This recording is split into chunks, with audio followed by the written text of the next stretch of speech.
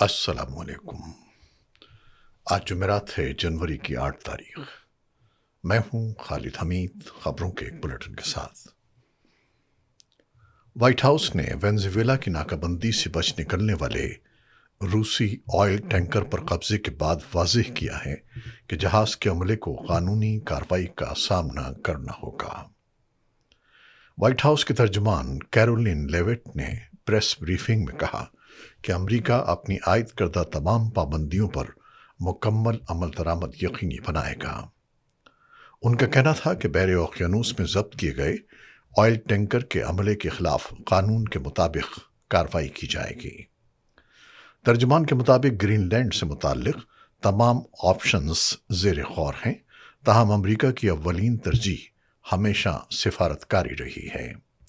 انہوں نے کہا کہ ٹرمپ انتظامیہ وینزویلا کے عبوری حکام کے ساتھ قریبی رابطے میں ہے اور وہاں کیے جانے والے فیصلے امریکی پالیسی کے مطابق ہوں گے۔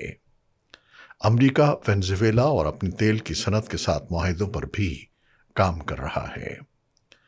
کیرولین لیوٹ نے مزید بتایا کہ رواں ہفتے امریکی آئل کمپنیوں کے سربراہان وائٹ ہاؤس کا دورہ کریں گے، جبکہ ضرورت پڑنے پر صدر ٹرمپ تیل کے کارکنان کے تحفظ کے لیے امریکی فوج کے استعمال کا اختیار بھی رکھتے ہیں۔ انہوں نے وینزویلا میں انتخابی شیڈیول پر بات کو قبل از وقت قرار دیا۔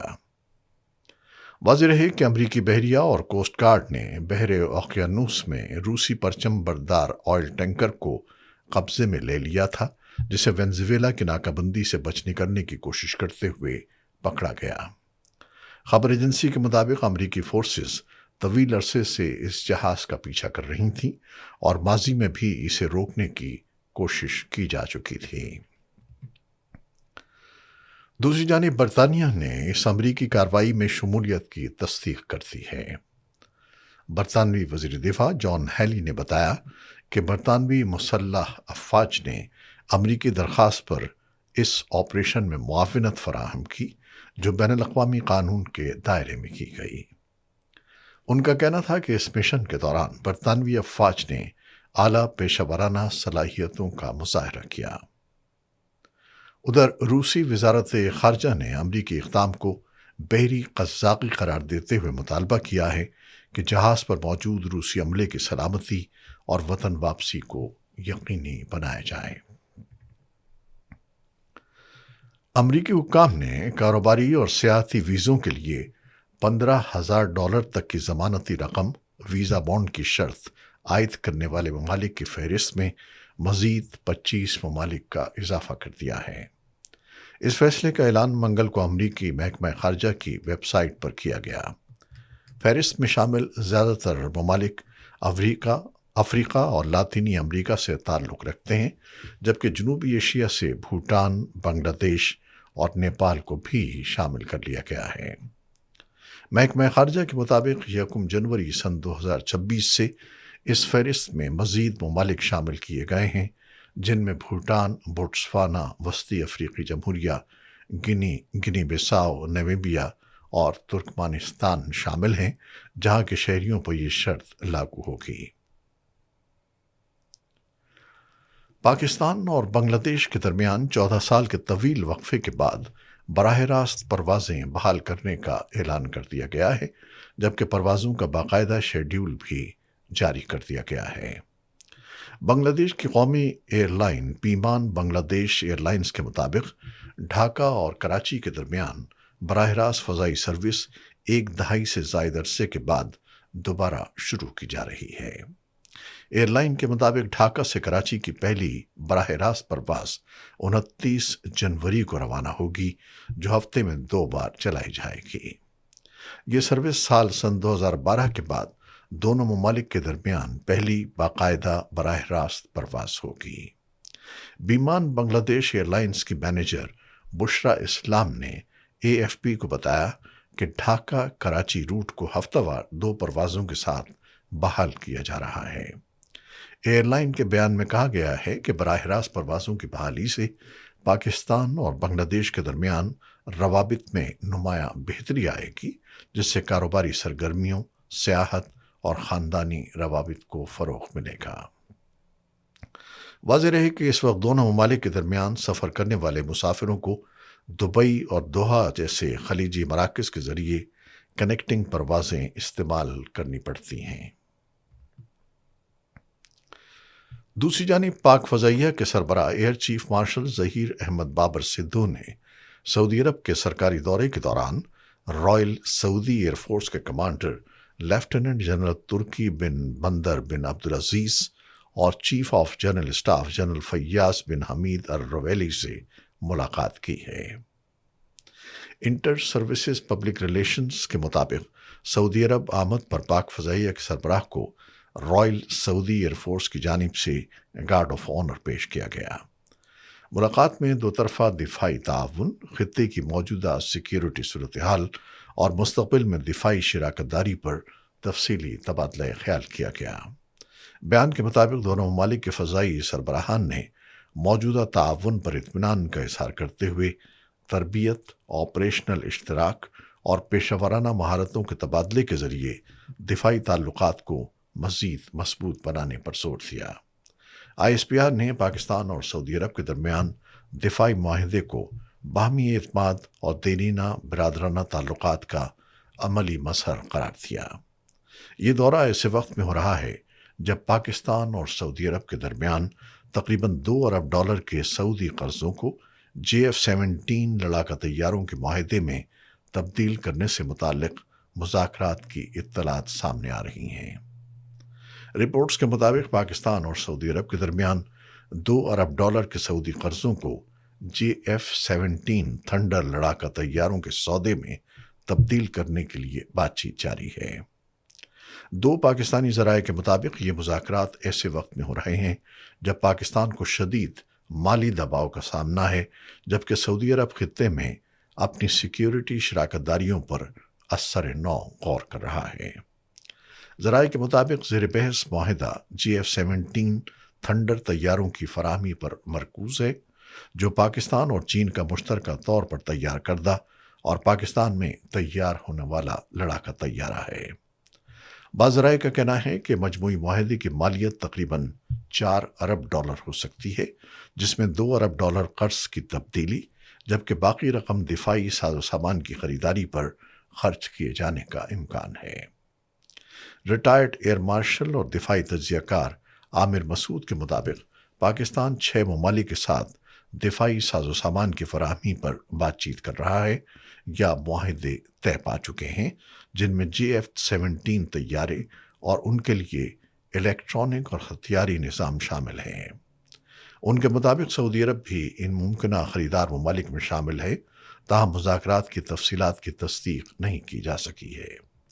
پاکستان حالیہ مہینوں میں دفاعی برآمدات میں نمایاں تیزی لا رہا ہے تاکہ مقامی دفاعی صنعت کو مستحکم اور منافع بخش بنایا جا سکے۔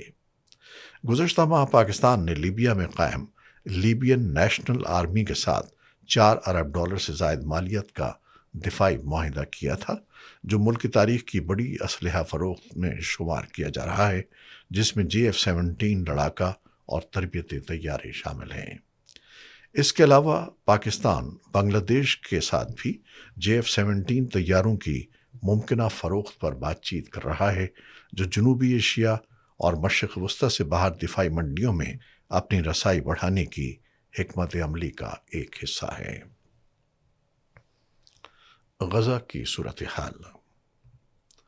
غزہ کی پٹی میں شدید سردی کے دوران بنیادی پناہ گاہوں اور امدادی سامان کی قلت کے باعث فلسطینیوں کو سانس کے انفیکشن، جلدی امراض اور دیگر صحت کے مسائل کا سامنا ہے۔ طبی تنظیم ڈاکٹرز وداؤٹ بارڈرز MSF کے مطابق بے گھر خاندان عارضی پناہ گاہوں میں رہنے پر مجبور ہیں، جہاں موسلا دھار بارش اور تیز ہوائیں صورتحال کو مزید خراب کر رہی ہیں۔ MSF نے بتایا کہ بچے شدید سردی سے متاثر ہو رہے ہیں، جبکہ اسرائیل خیموں، ترپالوں اور عارضی رہائش کے سامان کی غزہ میں رسائی کو مسلسل روکے یا تاخیر کا شکار کر رہا ہے۔ تنظیم کے مطابق اسرائیل کی جانب سے انسانی امداد کی فراہمی میں رکاوٹ کے باعث غذائی قلت اور فاقہ کشی میں اضافہ ہو رہا ہے۔ یہ اقدامات امریکہ کی ثالثی میں ہونے والے جنگ بندی معاہدے کی خلاف ورزی قرار دیے جا رہے ہیں، جس کے تحت روزانہ 600 امدادی ٹرکوں کو غزہ میں داخلے کی اجازت دی جانی تھی۔ اقوام متحدہ اور عالمی برادری کی اپیلوں کے باوجود اسرائیل نے پابندیاں برقرار رکھی ہیں اور متعدد بین الاقوامی امدادی تنظیموں کے آپریٹنگ لائسنس بھی منسوخ کر دیے ہیں۔ یومن میں سعودی عرب کی قیادت میں قائم اتحاد نے دعویٰ کیا ہے کہ علیحدگی پسند جنوبی عبوری کونسل (STC) کے رہنما ایدروس الزبیدی ریاض میں طے شدہ امن مذاکرات چھوڑ کر صومالی لینڈ کے راستے متحدہ عرب امارات فرار ہو گئے ہیں۔ اتحاد کے مطابق الزبیدی بدھ کی رات عدن سے ایک بحری جہاز کے ذریعے صومالی لینڈ کی بندرگاہ بربیرا پہنچے، جہاں سے بعد ازاں وہ UAE حکام کے ہمراہ طیارے میں سوار ہوئے۔ بیان میں کہا گیا ہے کہ پرواز کے دوران طیارے کا شناختی نظام بند کر دیا گیا اور بعد میں راستہ تبدیل کر دیا گیا۔ اس معاملے پر تاحال STC یا متحدہ عرب امارات کی جانب سے کوئی باضابطہ رد عمل سامنے نہیں آیا۔ مبصرین کے مطابق اگر اس خبر کی تصدیق ہو جاتی ہے تو اس سے سعودی عرب اور متحدہ عرب امارات کے درمیان اختلافات مزید گہرے ہونے کا خدشہ ہے۔ ایران میں مہنگائی کے خلاف جاری احتجاجی مظاہروں میں مزید شدت آ گئی ہے۔ تازہ واقعات میں مظاہرین کی فائرنگ سے 2 سیکیورٹی اہلکار ہلاک جبکہ 30 زخمی ہو گئے۔ ایرانی میڈیا کے مطابق لردگان شہر میں دکانداروں کی جانب سے شٹر ڈاؤن کے بعد مظاہرین سڑکوں پر نکل آئے، جہاں جھڑپوں کے دوران پولیس پر پتھراؤ اور فائرنگ کے واقعات پیش آئے۔ مظاہرین نے گورنر آفس اور دیگر سرکاری عمارتوں کو بھی نقصان پہنچایا۔ شمالی خراسان کے شہر بجنور میں ایک دکان کو آگ لگانے کا واقعہ بھی رپورٹ ہوا، تاہم سیکیورٹی فورسز نے بروقت کارروائی کرتے ہوئے مزید نقصان سے بچا لیا۔ حکام کے مطابق حالات پر قابو پانے کے لیے اضافی سیکیورٹی تعینات کر دی گئی ہے۔ یاد رہے کہ ایران میں احتجاجی مظاہرے 11 روز سے جاری ہیں اور اب تک جھڑپوں میں 35 افراد ہلاک ہو چکے ہیں، جبکہ تقریباً 1200 کو گرفتار کیا گیا ہے۔ نیپال کے سرحدی شہر برگنج میں انتہا پسند ہندوؤں کی جانب سے مسجد میں لوٹ مار اور مسلمانوں کی املاک کو نقصان پہنچانے کے بعد کرفیو نافذ کر دیا گیا ہے۔ حکام کے مطابق شہر میں کسی بھی قسم کے احتجاج یا عوامی اجتماع پر پابندی عائد کر دی گئی ہے اور خلاف ورزی کی صورت میں سخت کارروائی کے احکامات جاری کیے گئے ہیں۔ وقفے کے بعد علاقے میں پولیس کی بھاری نفری تعینات کر دی گئی ہے۔ واضح رہے کہ اتوار کو ہونے والے حملے کے بعد مسلمان برادری میں شدید غم و غصہ پایا جاتا ہے، جبکہ حالات کو قابو میں رکھنے کے لیے سیکیورٹی فورسز مسلسل گشت کر رہی ہیں۔ امریکی ریاست یوٹاہ کے دارالحکومت سالٹ لیک سٹی میں ایک چرچ کے باہر فائرنگ کے نتیجے میں 2 افراد ہلاک اور 6 زخمی ہو گئے ہیں۔ پولیس کے مطابق یہ واقعہ بدھ کی شام اس وقت پیش آیا جب چرچ میں ایک شخص کی آخری رسومات ادا کی جا رہی تھیں۔ اطلاع ملتے ہی پولیس نے موقع پر پہنچ کر علاقے کو گھیرے میں لے لیا۔ زخمیوں میں سے 3 کی حالت تشویشناک بتائی جا رہی ہے، جبکہ ملزمان کی گرفتاری کے لیے کارروائی جاری ہے۔ امریکی شہر منیاپولس میں امیگریشن اینڈ کسٹمز انفورسمنٹ کے چھاپے کے دوران ایک اہلکار کی فائرنگ سے ایک خاتون ہلاک ہو گئیں۔ میڈیا رپورٹس کے مطابق یہ واقعہ اس وقت پیش آیا جب غیر قانونی تارکین وطن کے خلاف آپریشن کے دوران مظاہرین نے اہلکاروں کو راستہ روکنے کی کوشش کی۔ امریکی حکام کا کہنا ہے کہ خاتون ڈرائیور نے ICE اہلکاروں کی گاڑی سے کچلنے کی کوشش کی، جس پر ایک اہلکار نے فائرنگ کر دی۔ اس واقعے پر رکن کانگریس الہان عمر نے سخت رد عمل دیتے ہوئے کارروائی کو ناقابل معافی اور ریاستی تشدد قرار دیا، جبکہ منیاپولس کے میئر نے کہا کہ اہلکار کی لاپرواہی کے باعث ایک قیمتی جان ضائع ہوئی۔ کرکٹ۔ پاکستان نے 3 T20 میچز کی سیریز کے پہلے میچ میں سری لنکا کو 6 وکٹوں سے شکست دے کر सीरीज में 1-0 की बढ़तरी हासिल कर ली। पाकिस्तान ने 129 रन का हदफ 17वें ओवर में 4 विकेटों के नुकसान पर हासिल कर लिया। पाकिस्तान के कप्तान सलमान अली आगा ने टॉस जीतकर मेज़बान श्रीलंका को पहले बैटिंग की दावत दी।